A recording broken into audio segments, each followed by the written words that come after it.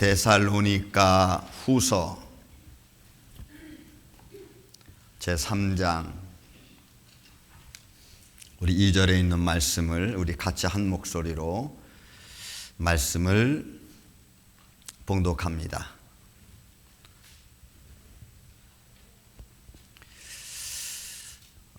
또한 우리를 부당하고 악한 사람들에게서 건지시옵소서 하라.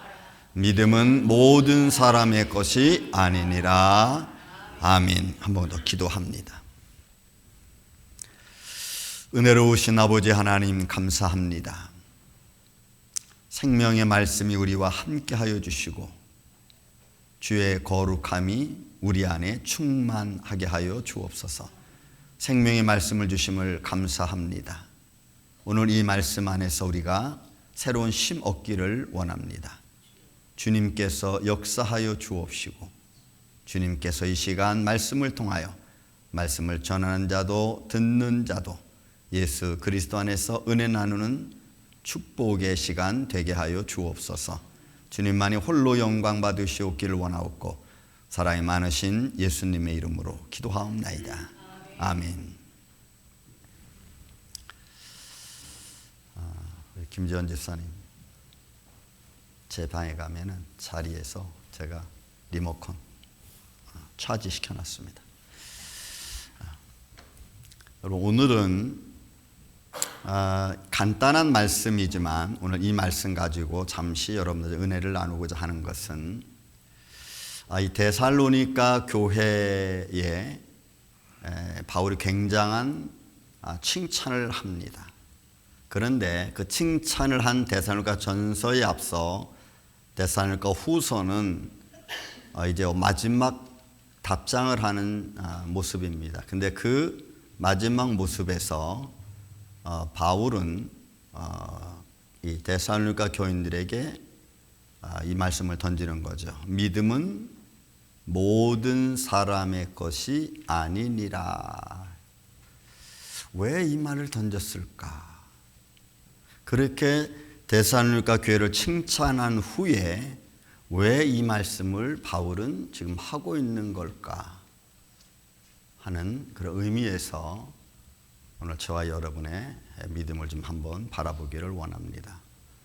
그리고 마지막에 가서 결론에 가서는 과연 내 믿음은 지금 어떤가를 한번 좀 돌이켜볼 수 있는 시간이 되기를 바랍니다.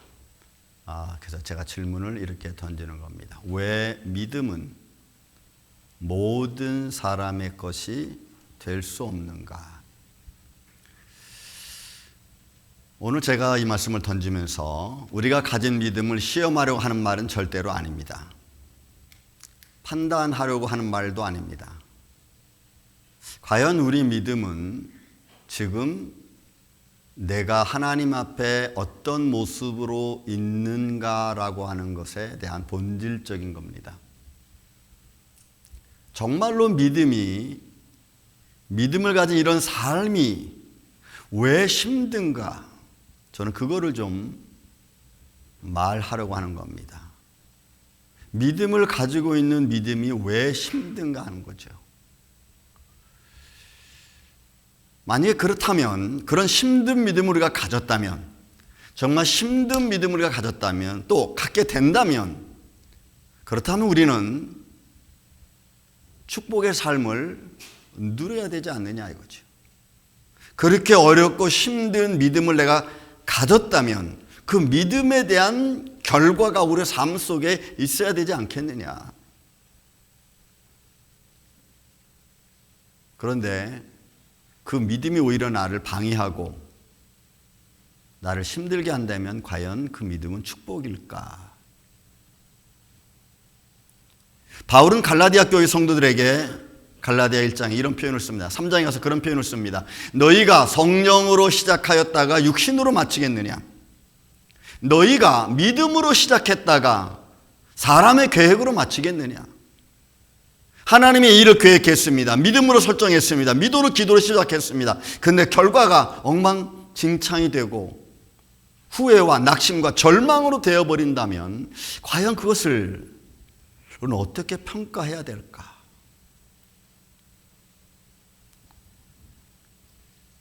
여러분, 우리의 인생이 여러분들의 기도로 성령으로 시작한 거라면 그 마무리도 그렇게 되어질 수 있는 믿음의 지속성을 가지시기를 전 주의 이름으로 축원을 드립니다. 바울은 데살로니가 교인들에 대하여 1장, 데살로니가서 1장에 보면 아주 좋은 표현들을 많이 씁니다. 그 교회의 모습은 이렇게 표현합니다. 데살로니가서 1장 3절, 5절, 6절입니다. 너희의 믿음의 역사, 그들의 복음을 받은 이후로부터 그들의 삶에 나타난 놀라운 역사 중에 하나는 믿음의 역사가 저들의 삶 가운데서 이루어졌다고 있는 거죠.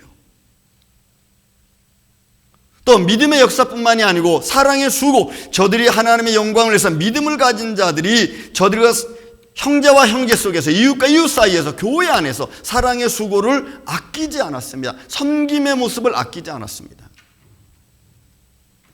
그리고 그런 모습은 더불어 하나님의 나라에 대한 소망을 향한 믿음을 가진 거죠. 인내를 가진. 그래서 견딜 수 있고 참을 수 있고 그리고 그들이 믿음을 지속시킬 수 있는 겁니다. 그렇게 칭찬합니다. 그런 믿음의 역사와 사랑의 수고와 소망 인내를 가진 그 데살로니가 교회 성도들이 복음으로 말미암아, 여러분, 이 복음으로만 되어진 이 믿음의 사건이 사람의 말과는 다르다는 거죠. 그래서 우리 복음이 사람의 말로 된 것이 아니라는 거죠. 사람의 죄로 된 것이 아닙니다. 그 상황을 능력과 성령과 큰 확신으로 되어졌다고 이야기해요. 그러면 이 능력과 성령과 큰 확신은 뭡니까? 하나님을 인정하는 행위지요. 그래서 데살로니가 교회 성도들이 믿음의 역사를 하는데 부끄러움이 없습니다. 주저함이 없어요. 말씀의 능력이 내 안에 충만합니다. 성령의 능력이 그들 가운데 나타나기 시작합니다. 그래서 그들은 6절에 가면 뭐라고 표현하면 너희는 많은 환난 가운데서, 여러분, 이 환난은 저들의 삶의 현장에서 어렵고 힘든 이들이 믿음을 지키기 위해서 정치와 싸우고 경제와 싸우고 이웃과의 어떤 싸움 속에서 그들이 견뎌가는 모습입니다. 그것을 성령의 기쁨으로 말씀을 받았다는 거예요. 이런 말씀 한 구절 한 구절을 또박또박 끊어서 여러분 보세요. 너희는 많은 환난 가운데서 성령의 기쁨으로 말씀을 받았다. 그리고 나서 그들이 우리와 주를 본받는 자 되었다는 겁니다. 과연 이 믿음의 길이 가능할까라는 거죠. 데살로니가 교회 성도들이 복음을 받은 이후로, 아니면 저와 여러분이 복음을, 하나님 말씀을 안 이후로 과연 우리 삶 속에 이런 믿음의 역사를 우리가 체험하고 알고 느끼고 깨닫고, 그리고 그런 가운데서 내 생활 속에서 정말 사랑의 수고를 아끼지 않고 나는 하고 있는가?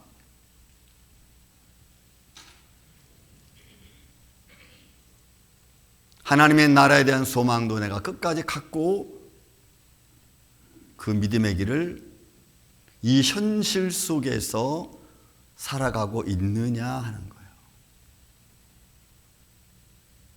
그런 소망이 넘치는 교회, 그게 데살로니가 교회였습니다. 저는 우리 임마누엘 교회도 하나님의 말씀을 받은 이후로부터, 여러분들이 살아계신 하나님 믿는 이후로부터 이런 믿음의 역사와 사랑의 수고와 소망의 인내가 우리 삶 속에 넘쳐나는 저와 여러분의 인생 되기를 전 주님의 이름으로 축원을 드립니다. 이런 교회였습니다. 데살로니가 교회가.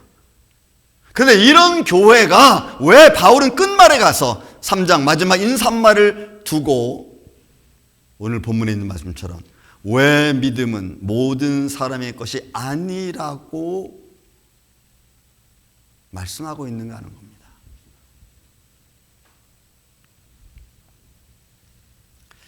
그래서 한 3가지 정도 제가 말씀을 좀 보려고 합니다. 이제 생활 속에서 여러분들의 믿음을 여러분 스스로가 내 믿음을 한번 이렇게 측정해 보세요. 왜 믿음은 모든 사람의 것이 될 수 없을까? 그 첫째는 믿음의 중요성을 모르기 때문입니다. 믿음이 왜 중요한지, 믿음의 가치가 얼마나 중요한지를 내가 모르기 때문에 그래요. 이는 믿음 있는 자의 삶이 미치는 영향이 있습니다. 그 믿음의 사람들이 미치는 그 영향 속에서 사람들은 봅니다. 아, 이 사람이 믿음의 영향이 이렇게 퍼지면, 이렇게 보여지면, 아, 이 사람 믿음이 있구나. 이 사람의 믿음이 이렇게 또 좀 작게 표현되면, 아, 이 사람의 믿음이 좀 작구나. 이런 표현 쓰잖아요. 여러분들의 삶을 통해서 비춰지는 믿음의 영향이 있어요. 그게 얼마나 중요한지 우리는 잘 모른 채 살아갑니다. 사람의 눈에도 보이는 믿음의 행위, 믿음의 중요성 가치가 하나님 눈에는, 하나님 영광에는 없을까요? 안 비춰질까요? 성경에서는 선포하고 있습니다. 믿음이 중요하다는 거죠. 믿음의 가치가 있다는 거죠. 근데 우리는 그 중요성과 가치를 몰라요. 왜 모르느냐? 이걸 알려면 살아계시는 하나님을 인정하는 마음과 믿음이, 행위가 있어야 되기 때문에 이게 어려운 거예요. 이게 힘든 거예요. 여러분, 살아계신 하나님을 믿으십니까?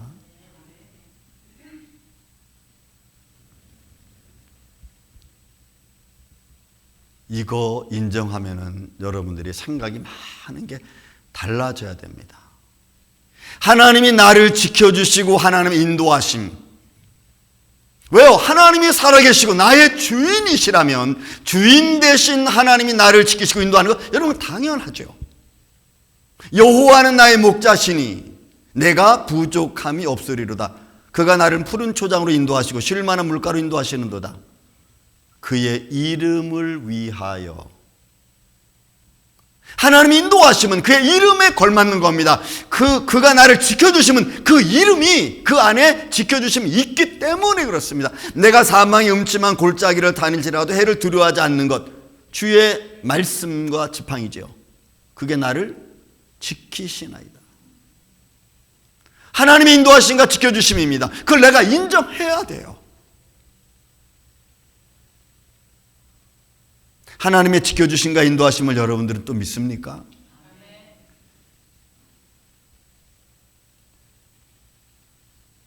이걸 믿으면 여러분들이 가다가 뭔 일을 준비하다가 뭘 계획하다 잠깐 스탑해야 돼요. 왜요? 하나님의 영광과 하나님의 역사가 이루는 길이라면 추진하지만 그게 잠깐 하나님의 거룩함을 무시하고 하나님의 거룩함을 더럽히는 일이라고 생각이 된다면 여러분 잠깐 스탑해야 돼요. 그리고 다시 생각해 봐야 됩니다. 하나님이 살아계심을 여러분들이 믿으면, 여러분 우리가 길에 가다가 차 타고 길에 가다가 스탑 사인이 있으면 여러분 서야 되잖아요. 그게 보이지 않는 룰입니다. 하나님의 영광 앞에 거슬리는 일이라면, 계획이라면 잠깐 스탑해야 돼요. 그리고 생각을 다시 정립해야 됩니다. 믿음의 길이에요. 그리고 하나님의 인도하심이 더 어떤 게 좋은 것인가를 바라보고 글로 가야 됩니다. 인생의 죽음이 끝이 아니라 영생이 있음을 믿어야 됩니다. 여러분, 이런 믿는 행위가 어려워요. 인생의 죽음이 끝이라고 우리는 바라보기 때문에 그 위에 뭐가 있겠어? 라고 하니까 우리 인생의 삶이 중요하고 자기 중심적으로 생각하잖아요. 영생 우리 생각하지 않습니다. 여러분 스티브 호킹 박사가 살았으니까 76세에 죽기 전까지 그는 무신론자였습니다. 철저한 무신론자. 그가 무신론을 얘기하면서 자연법칙을 뛰어넘는 신이 있다면 여러분 그건 인정. 그러나 자연법칙을 뛰어넘지 못하는 신이라면 그건 있을 필요가 없다는 거예요. 근데 자연법칙이 너무나 완벽하니까 그가 신을 믿을 수 없는 거예요. 그가 이런 표현을 씁니다. 이 우주에는 천문학에서 밀도와 중력이라는 것이 있는데 그 밀도와 중력이 무한대가 되면, 이런 말이 좀 저도 잘 이해 안 되는 말이지만 어쨌든 그 중력과 밀도가 무한대라면 시간이 멈춰요. 시간이 없어. 여러분 영생이라는 것은 시간이 없습니다. 그 시간이 없는 삶을 살아가는 것, 시간이 없는 곳에 존재하시는 분이 하나님이시죠. 그래서 만물을 창조하신 분이십니다. 그 하나님을 여러분 스티브 호킹 박사는 믿지 않았어요. 왜냐하면 그가 원자를 들어 설명합니다. 원자라고 하는 아주 제일 작은 단체는 갑자기 있다가 갑자기 없어져. 갑자기 생겼다 갑자기 없어져. 이런 걸 보고 그가 생각하는 거예요. 신이 이럴 수 있을까? 이런 신이 넘어서야지 우주를 창조했다고 말할 수 있는데 없다가 나타나고 없다가 나타나고 이런 원자의 원리를 보면서 신을 그가 부정했어요. 근데 여러분 그런 자연 법칙을 만드신 이가 하나님이잖아. 그래서 그는 무에서 유를 창조하신 분이십니다. 그 무에서 유를 창조한 하나님을 내가 믿지 않으면 영생을 우리는 인정할 수 없어요. 못하는 거죠. 근데 우리는 그렇게 우리 신앙이 깊이 들어가지를 못해. 왜? 현실이 그런 걸 받아들일 만한 여유를 주지 않아요. 그래서 우리는 죽음을 대할 때 좀 젊어서 죽든 아니면 나이가 들어서 하나님 부름을 받든 사실 우리는 거기에 너무 연연할 필요 없어요. 죄송하지만. 좀 안타까움이 있지. 젊어서 죽으면 좀 안타까움이 있겠지. 이걸 우리가 믿어야 돼요. 인생의 죽음 이후에 하나님의 영생이 있다는 것을 내가 믿어야만이, 그래야 그 길에 믿음에 딱 설 수가 있어요. 또 믿음으로 우리가 생활하는 삶의 도리를 찾아야 합니다. 이웃에 덕을 끼치는 일이죠. 이런 생활을 우리가 해야 돼요. 그런데 우리는 믿음 있는 사람이 믿음의 덕을 못 끼칩니다. 여러분들의 말소리 속에 믿음이 보인다는 거 아세요?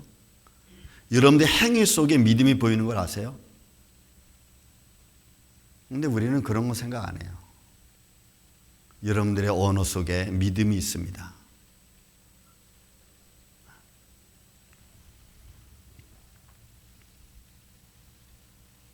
또 하나 믿음이 갖기 힘든 이유, 믿음이 지니고 있는 의무와 책임이 이게 힘들기 때문에 그래요. 여러분 한국에는 미국도 그렇지만 국방의 의무가 있어요. 물론 한국은 납세 의무가 있고 국방의 의무가 있죠. 의무. 이거는 의무입니다. 믿음 있는 사람은 당연히 하는 거예요. 거기에 조건이 없어요. 거기에 문제 제기가 없어요. 믿음 있는 사람은 해야 되는 거예요. 그게 의무입니다. 그리고 그 행한 것에 대한 책임을 내가 져야 되는 거예요. 이게 어려운 거예요. 이거 힘든 겁니다. 하나님이 나를 감동하십니다. 믿음의 사람이 들었습니다. 물론 여러분들이 그 상황에 따라 물론 다 잘 판단하면서 가야겠지만 믿음의 사람이 성령에 감동할 때는 여러분 그거는 조건이 필요 없어요. 이래서 안 되고 저래서 안 되고 이것도 해야 되고 저것도 해야 되고 여러분 그거는 그냥 내일 하는 게 나아요. 이 믿음의 의무와 책임을 가져야 되는 이게 어렵다는 거죠. 왜? 믿음의 의무는 말씀드린 것처럼 믿음에 합당한 일이라면 그걸 감당하는 겁니다.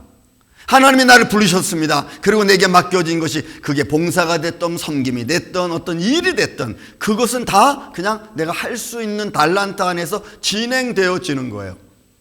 달란트 안에서 진행되어지는 것을 내 것으로 생각할 수 없어요. 그냥 의무예요. 저는 저에게 다 주어진 달란트를 의무예요. 그리고 그에 따른 책임을 내가 지는 겁니다. 내가 믿음으로 행동한 모든 것에 대한 책임입니다. 그러므로 성령으로 행했다면 여러분 육신으로 맞출 수가 없어요. 맞춰서도 안 되는 겁니다. 왜? 성령으로 진행했으니까. 믿음으로 진행했으니까. 그리고 믿음으로도 맞춰줘야 돼. 그게 조금 아픈 것이라 할지라도 믿음의 아픔이 돼야 돼. 슬픔이라 할지라도 믿음의 슬픔이 돼야 돼. 그게 섬김이든 위로든 이해든 덕을 끼치는 일이든 그 어떤 것이든 연약한 자를 돌보는 일이라 할지라도 다 의무와 책임 안에서 믿음 안에서 이루어져야 됩니다. 힘들다고 안 하고 뭐 좋다고 하고, 여러분 그런 거 아니에요. 믿음의 길은 그냥 가는 거예요.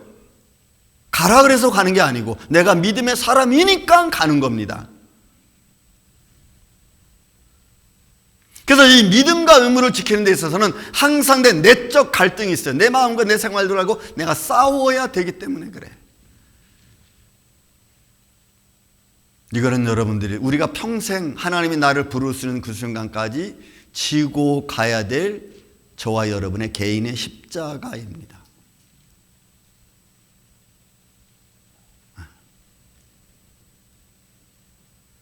그래서 정죄하는 말 우리가 조심해야 됩니다.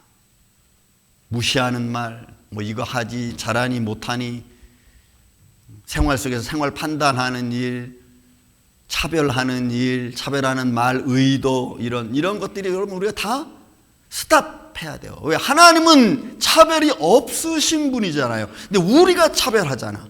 잘한다고 치켜세우고 못한다고 죄송한 깔보고. 우리가 차별하는 거지 하나님은 차별하지 않으신다고.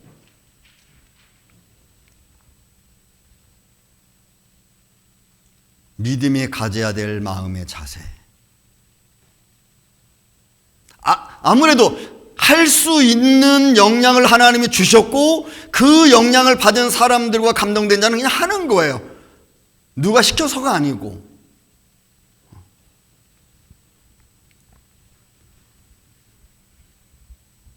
이런 내 마음, 내 삶 속에 이런 내적 갈등을 이겨낼 수 있는 사람,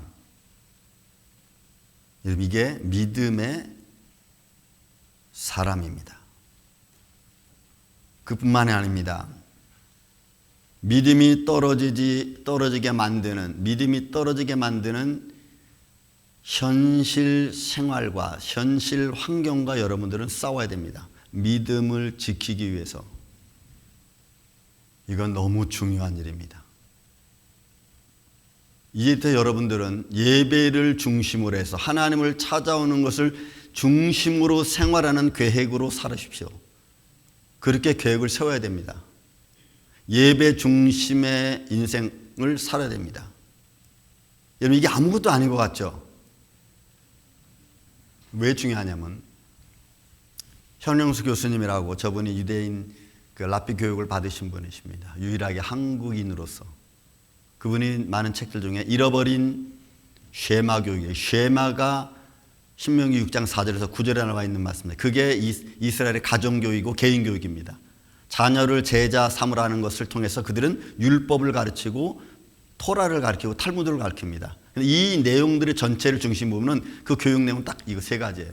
하나님 중심으로 살아라. 성전 중심으로 살아라. 예배 중심으로 살아라는 거예요. 그래서 여러분 유대인들을 간혹 보면 그들은 안식일 중심입니다. 7일 중에서 안식일 하루를 위해서 여러분 6일이 존재하는 거예요. 안식일 하루를 위해서 6일이 준비하는 인생을 그들은 계획하고 그렇게 살아가고 있어요. 놀랍게도 지금도 그래요. 우리는 예배가 중요합니까? 우리 삶 속에?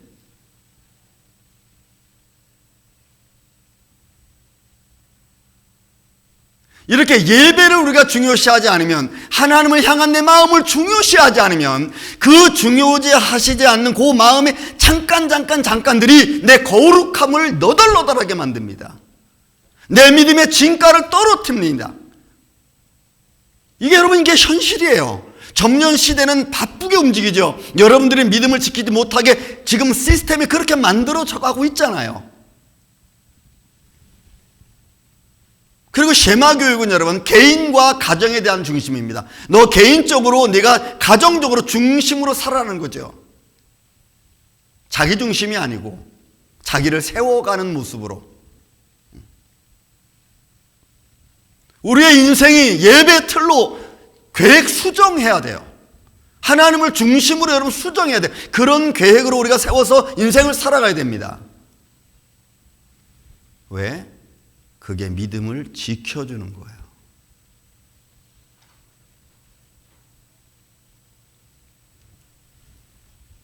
믿음을 지키는 방향으로 우리가 환경을 만들어야 됩니다. 믿음을 지키는 방향으로 내가 내 환경을 만들어 가야 됩니다. 되는 대로, 이루어지는 대로 이렇게 저렇게 되는 그런 삶이 아니고 내가 철저하게 내 환경을, 내 삶의 틀을 그렇게 만들어 가야 돼요. 그래서 시간을 딱딱 정하는 겁니다. 왜요? 내가 하나님께 드릴 예배 시간이, 여러분 우리가 전통적으로 예배 드립니다. 그럼 그 전통적인 예배를 중심으로 해서, 아니면 내 삶 속에서 내가 그렇게 해야 된다고 여러분 결정이 되고 그렇게 내가 하나님 섬기겠다 한다면 그걸 중심으로 해서 계획을 만들어 가야 돼요. 내가 한번 이렇게 만들었다가 이런 작심 3일이라는 말처럼 이것 때문에 깨지고 저것 때문에 깨지고 그런 계획 말고, 아, 이 시간을 내가 피해서 계획을 잡고 이 시간을 피해서 내가 이 일을 만들어 놓고, 하나님을 향한 여러분들의 믿음의 준비, 마음의 준비, 예배의 준비가 과연 무엇로 만들어질까?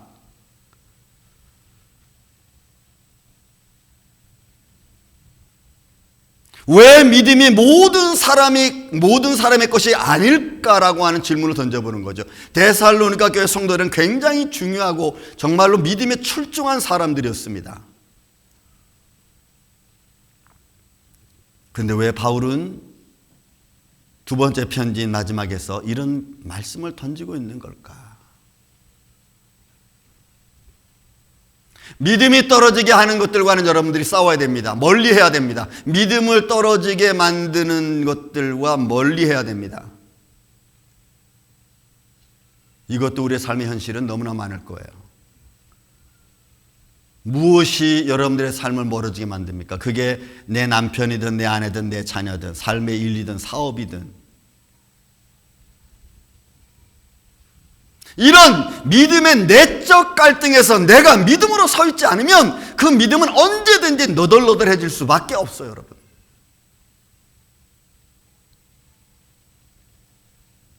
저는 우리 만락교회가 이런 믿음을 지키길 원합니다. 왜? 앞으로 시대는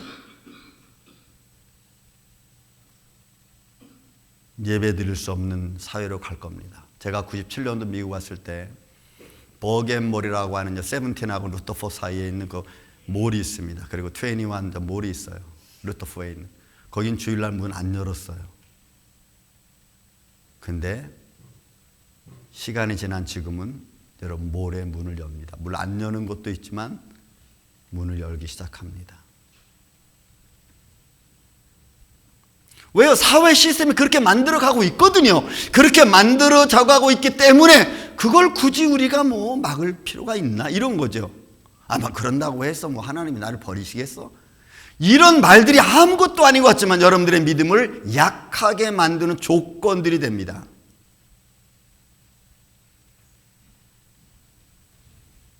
사랑하는 야점의 성도 여러분, 믿음을 중심으로 하는 생활을 하시기를 저는 예수님의 이름으로 축원을 드립니다. 왜 믿음은 모든 사람들의 것이 아닐까? 되기 힘들까? 보이지 아니하시는 하나님을 현실처럼 보이는 하나님처럼 우리가 믿어야 되기 때문에 그래요.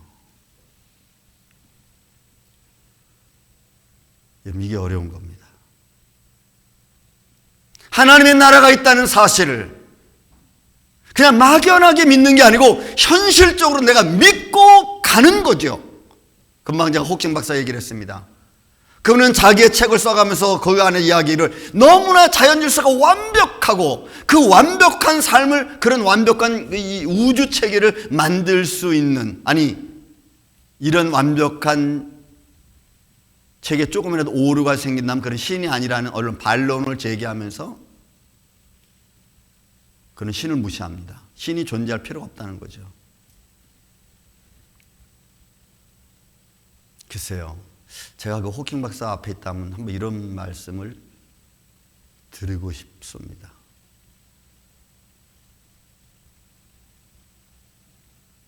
그 자연 질서를 만드신 분이 하나님이다. 그 중력을 만드신 분이 하나님이시다.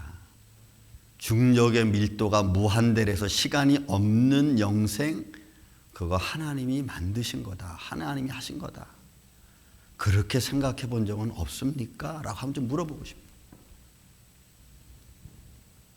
왜? 하나님은 그런 분이시니까. 있으라라고 하는 말 속에 담겨져 있는 모든 것, 하나님의 나라가 우리는 현실 안에서도 지금 존재하고 이끌어가고 그걸 내가 믿는 마음이 되지 않으면 믿음으로 살아가기 쉽지 않습니다. 영생에 대한 말씀을 조금 전에 했지만 여러분 지금 이후에 부활하신 예수 그리스도 그분을 우리가 현실 속에서 믿어야 됩니다. 그래야 우리도 그 부활에 동참하죠. 우리는 주일날 예배드립니다. 안식일이 아니라 율법의 완성되신 주님 그 부활의 역사를 동참하고 그 부활을 믿는 믿음으로 우리가 주일날 예배를 드립니다. 부활을 인정하는 행위죠. 그게 여러분 믿음입니다.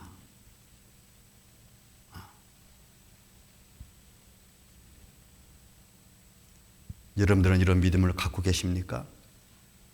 여러분들이 가지고 있는 믿음이 지금 이런 내용의 믿음입니까?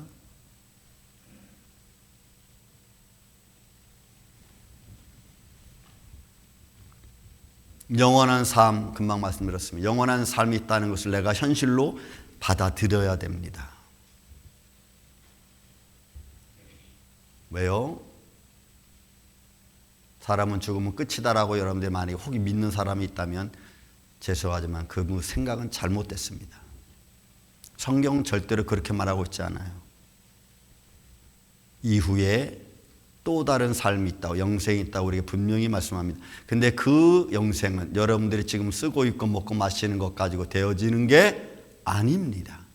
여러분들의 이 땅에 생명이 있는 동안에 육신을 갖고 생명을 살아가는 삶을 어떻게 살아왔느냐에 따른 결과로 이루어지는 삶입니다.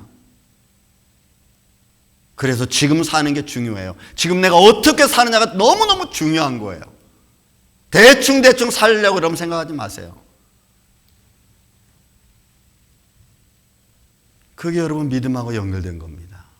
그게 영원한 삶과 연결된 것이기 때문에 그래요.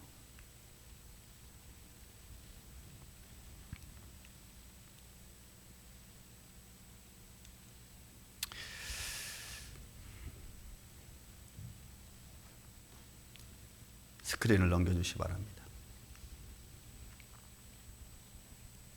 이런 믿음의 원리들을 우리 생활 속에서, 현실 생활 속에서 좀 보면은 이게 안 맞죠, 아구가. 왜 안 맞냐면 세상은 너무 다양하기 때문에 그래요. 그리고 다양한 것을 우리가 다 말할 수 없고 경험할 수 없기 때문에 그렇습니다. 나도 속이고 저도 속이고 속고 속이는 관계성 속에서 우리는 살아갑니다.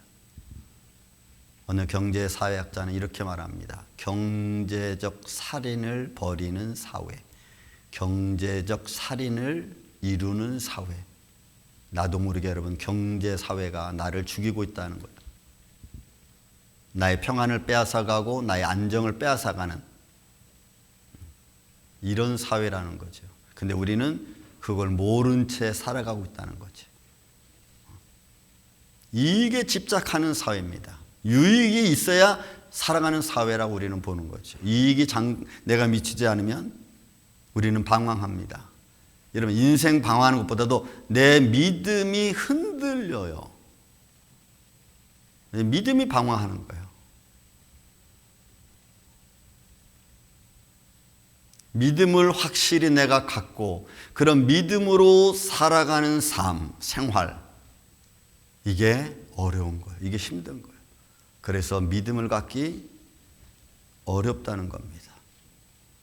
왜 바울은 믿음은 모든 사람의 것이 아니다라고 말씀했을까? 여러분 세상을 믿음으로 살아갑니까? 내게 주어진 달란트 힘으로 살아갑니까?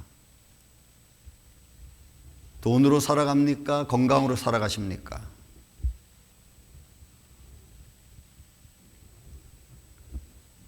누가 쉽게 이런 어렵고 힘든 이 상황 속에서 누가 이런 믿음을 가질 수 있겠어요? 누가 이런 믿음을 쉽게 받아들이고 생활할 수 있겠어요? 이런 다양한 생활 속에서 목사님 그런 말은 좀 상황이 좀 안 맞습니다. 예, 안 맞죠. 왜 세상은 이런 걸 용납할 수 있는 이런 믿음의 원리를 용납할 수 있는 시스템이 아니니까. 여러분, 우리는 세상의 시스템에 따라가는 그런 믿음을 가진 자의 삶이 아니고 여러분, 하나님 나라의 믿음의 원리인 줄로 믿습니다. 여러분들 이걸 인정하는 게 중요해요.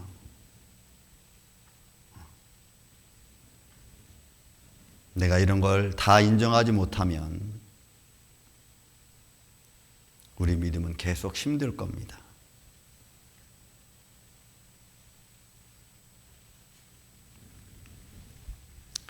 말씀을 조금 정리합시다. 여러분, 제가 초대에 말씀드렸습니다. 여러분들의 믿음은 어떠십니까?